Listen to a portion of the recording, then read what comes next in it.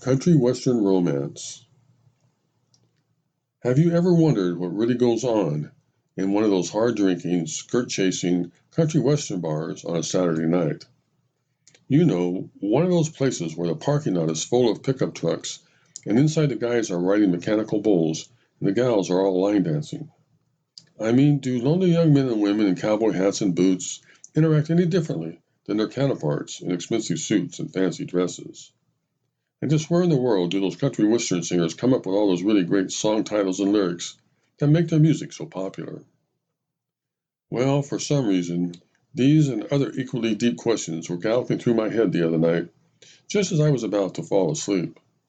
And the result was this rather strange dream I had about a good-looking young cowboy dressed up in a Roy Rogers outfit, strolling up to a pretty young cowgirl who was the spitting image of Patsy Cline. She was seated all by herself at a corner table of a bar called Cotton Eye Joe's, and although it's all pretty fuzzy to me right now, I do remember that a song entitled "You Done Me Wrong and That Ain't Right" was playing softly on a jukebox in the background, and I think their conversation went a little something like this.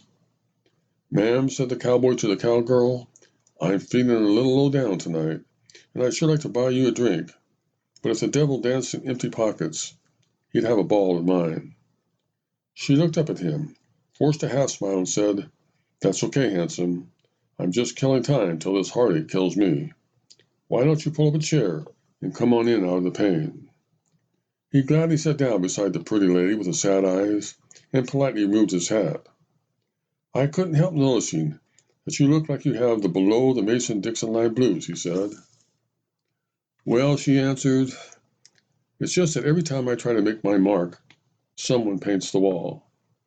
He nodded that he understood as she slowly looked up from her drink and added, "Sometimes I swear I don't know whether to kill myself or go bowling." "I know just how you feel," he said sympathetically.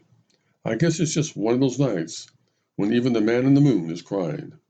He looked down at his watch. "What time is it?" she asked. "Ma'am," he said, "it's not even midnight yet, but I'm afraid I'm on Lonesome Standard Time.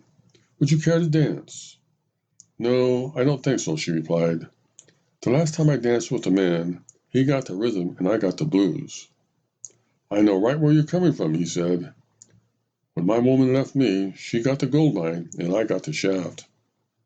"You know," she said, "sometimes I think it's just me. Maybe I was born with a broken heart." A tear came to her eye. "A little more hurt can't hurt me," she said, "but 7 days of crying makes one weak." "Ma'am," he said, "please don't think that way. You're a very attractive woman, and to tell you the truth, I want you bad, and that ain't good."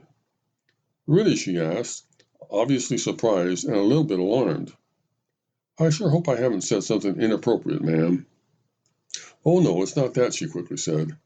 "It's just that I don't want to go back to Heartbreak School because I've already earned my degree in misery." "I can certainly relate to that," he said. "In fact, to tell you the truth, ma'am, the last time my ship came in, I was waiting for the train." "Maybe we're just two of a kind working on a full house?" she asked. "Ma'am," he said, taking a deep breath, "it may be true that all the girls get prettier at closing time, but I want you to believe me when I say I'm not just another walk-away Joe." She smiled and nodded her appreciation.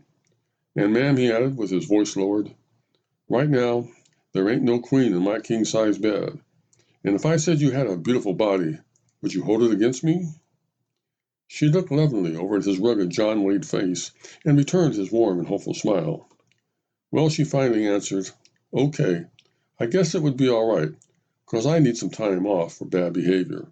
But you have to promise me something. Oh, you just name it, ma'am." "If I'm not the first, just say I'll be the last." "You got it, ma'am."